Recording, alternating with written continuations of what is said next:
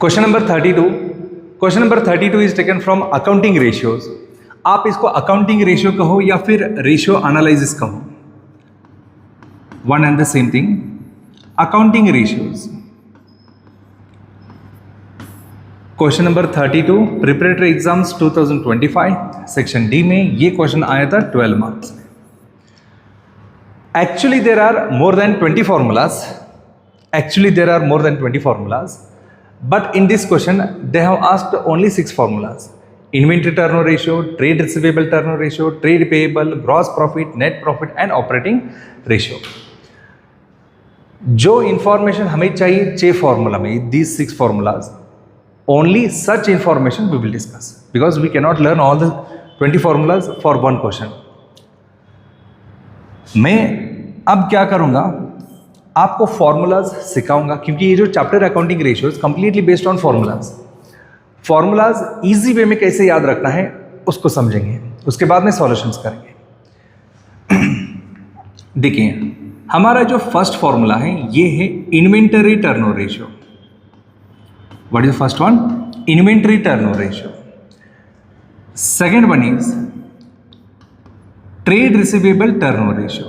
What is second one? Trade receivable turnover ratio. Third one trade payable turnover ratio. ये जो starting 3 formulas है, inventory, trade receivable, trade payable, इसके लिए आपको याद रखना है यहां पे first one cost of goods sold, COGS, cost of goods sold. Inventory turnover ratio के लिए आपको याद रखना है कॉस्ट ऑफ गुड्स सोल्ड। जब ट्रेड रिसीवेबल आ जाता है तो फिर आपको याद रखना पड़ेगा credit revenue from operation.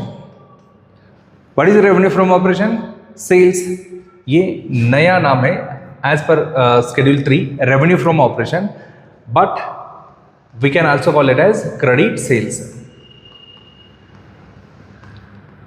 Sales आ जाता है रेवेन्यू फ्रॉम ऑपरेशन में।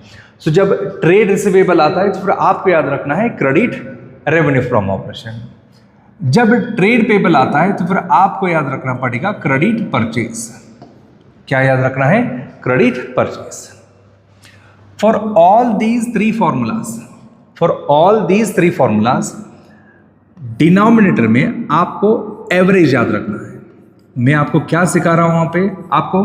मैं अभी आपको सिखा रहा हूं फॉर्मूलाज, वो भी शॉर्टकट वे में, इजी वे में कैसे याद रखना है। इन्वेंट्री टर्नओवर रेशियो के लिए आपको याद रखना है cost of goods sold. Trade receivable के लिए आपको याद रखना है credit revenue from operation, and trade payable के लिए आपको याद रखना है क्रेडिट परचेज। तीनों फॉर्मूलाज के लिए डिनोमिनेटर में आपको एवरेज याद रखना पड़ेगा। क्या याद रखना है? एवरेज याद रखना है। देखिए अगर आप inventory turnover ratio formula apply करोगे, ये हो जाता है एवरेज इन्वेंटरी। क्या हो जाता है? Average inventory. अगर आप ट्रेड रिसीवेबल फॉर्मूला अप्लाई करोगे, ये हो जाता है एवरेज ट्रेड रिसीवेबल डिनोमिनेटर में। I am talking about only denominator part. अगर आप ट्रेड पेबल के लिए फॉर्मूला अप्लाई करोगे, ये हो जाता है average trade payable. Clear? For inventory turnover ratio, average inventory. For trade receivable, average trade receivable. For trade payable, average trade payable. Sir, then what about numerator? अगर inventory turnover ratio है तो आपको यहाँ पे अप्लाई करना है cost of goods sold. Trade receivable है तो फिर credit revenue from operation. Trade payable है तो credit purchase. ठीक से फॉर्मूला हम सॉल्यूशन में लिखेंगे, मैं बस शॉर्टकट में रफली लिख रहा हूँ, ठीक है? हाँ, ये हो गया स्टार्टिंग 3 फॉर्मूलाज। क्लियर? यहाँ पे एक पॉइंट आप याद रखो, ये जो कॉस्ट ऑफ गुड्स सोल्ड है, इसके लिए कभी कभी एक वर्किंग नोट प्रिपेयर करना है। कॉस्ट ऑफ गुड्स सोल्ड हमें मिलेगा जब हम रेवेन्यू फ्रॉम ऑपरेशन में से ग्रॉस प्रॉफिट माइनस करेंगे। जब ग्रॉस प्रॉफिट हम रेवेन्यू फ्रॉम ऑपरेशन से माइनस करेंगे तो हमें क्या मिलेगा? Cost of goods sold. कभी कभी क्वेश्चन में कॉस्ट ऑफ गुड्स सोल्ड देता है और कभी कभी हमें कैलकुलेट करना पड़ेगा। Actually cost of goods sold एक पुराना नाम है, हम इसके लिए कह सकते हैं cost of revenue from operation. कभी कभी क्वेश्चन में क्या देता है, cost of revenue from operation. Is that clear? तब आपको यहां पे लिखना पड़ेगा cost of revenue from operation. Done? Clear? Okay, then पहले इसको सॉल्व करेंगे। Yes, starting 3 formulas we will solve, then we will learn next 3 formulas. एक बार फिर से मैं रिवाइज करना चाहता हूं। Inventory turnover ratio, trade receivable turnover ratio and trade payable turnover ratio. Numerator part के लिए क्या याद रखोगे? Inventory cost of revenue from operation, trade receivable credit revenue from operation, trade payable credit purchase. For all the 3 formulas, what is the easy way to remember for denominator? Average. अगर ये inventory formula है तो फिर average inventory, trade receivable formula है तो ये हो जाता है एवरेज ट्रेड रिसीवेबल, अगर ट्रेड पेबल फॉर्मूला है तो फिर ये हो जाता है average trade payable. Clear? So I will solve these formulas first. पहले देखेंगे क्वेश्चन नंबर 32 में क्या इंफॉर्मेशन है। देखो, revenue from operation, gross profit, average inventory, net credit revenue from operations, average trade receivable, net credit purchase, average trade payable, operating expense and net profit. Our first formula, which is the first formula? Sorry, inventory turnover ratio, inventory turnover ratio. Clear? As I told you, sometimes they directly give cost of revenue from operations, and sometimes we have to prepare a working note to calculate cost of revenue from operation. So हम क्या करेंगे, question में cost of revenue from operation नहीं दिया तो इसके लिए एक वर्किंग नोट करेंगे, cost of revenue from operations, cost of revenue from operations. How to calculate? Revenue from operation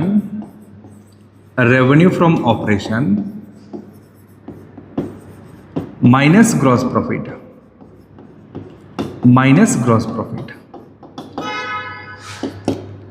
revenue from operation, in the question it is 10 lakh and gross profit is given 2 lakh. सो 10 लाख में से हम 2 lakh minus करेंगे, कितना बचेगा? 8 lakh. Correct? ये हमारा working note है। Now apply the main formula. Point number B, main formula, inventory turnover ratio is equal to cost of revenue from operation divided by, denominator में क्या याद रखना है आपको? Average inventory divided by average inventory. Cost of revenue from operation as per working note it is 8 lakh, average inventory given in the question which is 1 lakh. So यहां पे answer आ जाता है 8 टाइम्स। जब आंसर निकलता है रिजल्ट आपको टाइम्स में लिखना है, 8 टाइम्स। डन? ये हो गया हमारा पहला फॉर्मूला। कौन सा? Inventory turnover ratio. Second one, trade receivable, calculation of trade receivable turnover ratio. यहां पे formula, numerator part, credit revenue from operation, divided by average trade receivable divided by average trade receivable. We will find the information from the question. Credit revenue from operation, यहाँ पे देखो, net credit revenue from operation amount is 6 lakh, average trade payable receivable, average trade receivable is 1,50,000.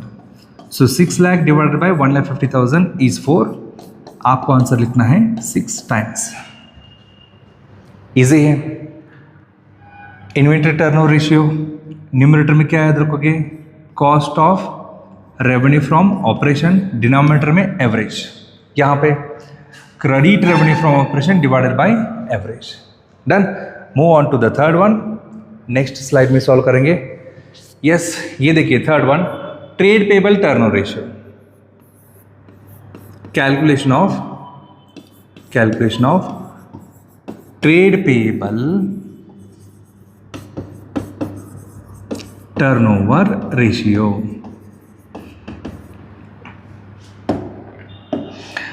Formula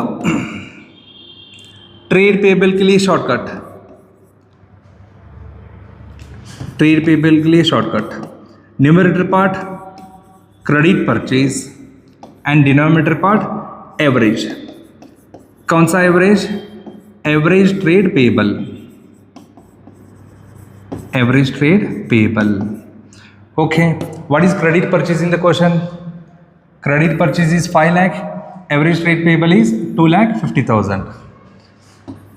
so 5 lakh divided bye 2,50,000, ये हो जाता है 2. आपको answer में लिखना है 2 times. Done. So we learn starting 3 formulas. कौन सा? Inventory turnover ratio, trade receivable turnover ratio and trade payable turnover ratio.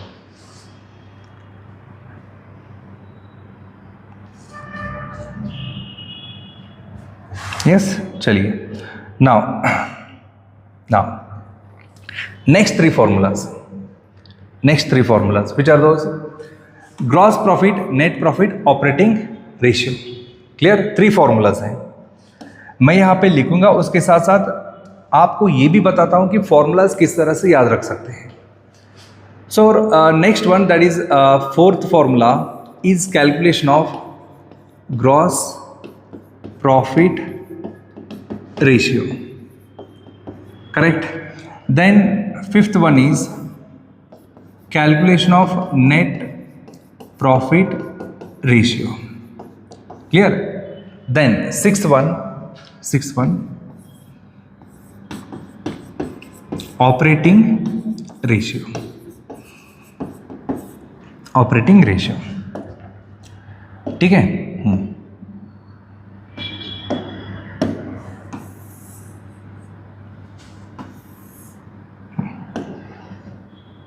ये देखिए, तीनों फॉर्मूला में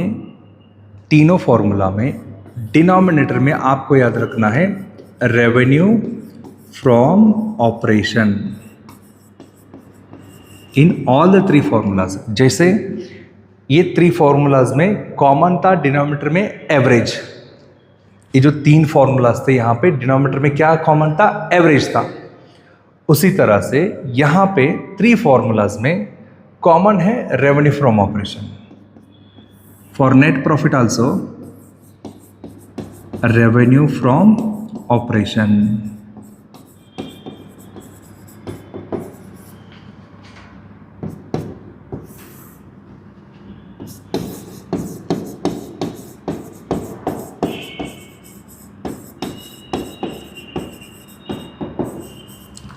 correct? Okay. What about numerator? एक कौन सा प्रॉफिट, एक कौन सा रेशियो है? Gross profit ratio. So numerator में आ जाता है ग्रॉस प्रॉफिट. अगर ग्रॉस प्रॉफिट रेशियो फाइंड करोगे न्यूमरेटर में आ जाता है gross profit. Net profit ratio है तो फिर न्यूमरेटर में आ जाता है नेट प्रॉफिट. ओके. लेकिन जब आप ऑपरेटिंग रेशियो कैलकुलेट करोगे, थोड़ा याद रखो, यहां पे आ जाता है एक ऑपरेटिंग एक्सपेंस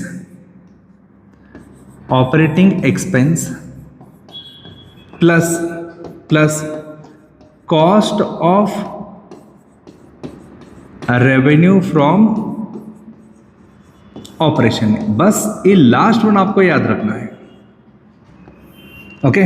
देखिए, तीनों फॉर्मूला में डिनोमिनेटर रेवेन्यू फ्रॉम ऑपरेशन, अगर ग्रॉस प्रॉफिट रेशियो है तो फिर न्यूमरेटर में gross profit, net profit ratio है तो न्यूमरेटर में नेट प्रॉफिट, ऑपरेटिंग रेशियो है तो बस आपको याद रखना है numerator operating expenses plus cost of revenue from operation.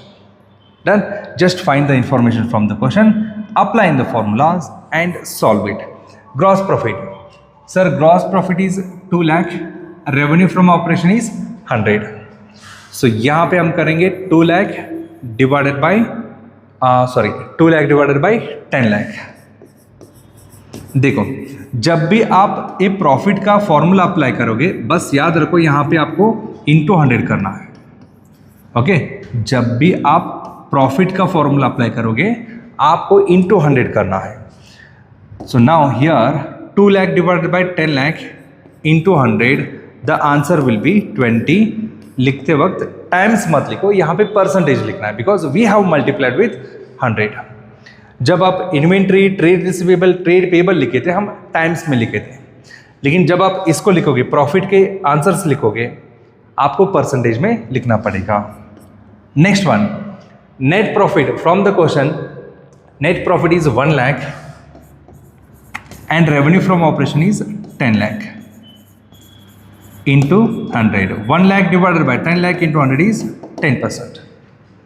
Done. Last one. Operating expense, everything is given here. 1 lakh. Operating expense है 1 lakh. Cost of revenue from operation नहीं दिया, so इसको हम ऑलरेडी किए थे फर्स्ट फॉर्मूला में. यहाँ पे देखो cost of revenue from operation कितना था आंसर? 8 लाख. सो इसको और एक वर्किंग नोट करने की जरूरत नहीं, already we have calculated. Operating expense 1 lakh, cost of revenue from operation as per working note it is 8 lakh, revenue from operation is 10 lakh. Correct. 1 lakh plus 8 lakh is 9 lakh. 9 lakh divided by 10 lakh into 100, ये हो जाता है 90%. Done. So this way we have to solve all the 6 formulas. Students एक question number 32 आपके question paper का last question था, इसमें ratios था. हम रेशियो सीखे कैसे, how to remember the formulas easily without by hitting, directly you can go to examination. इस तरह से मैं आपको शॉर्टकट में सिखाया हूँ.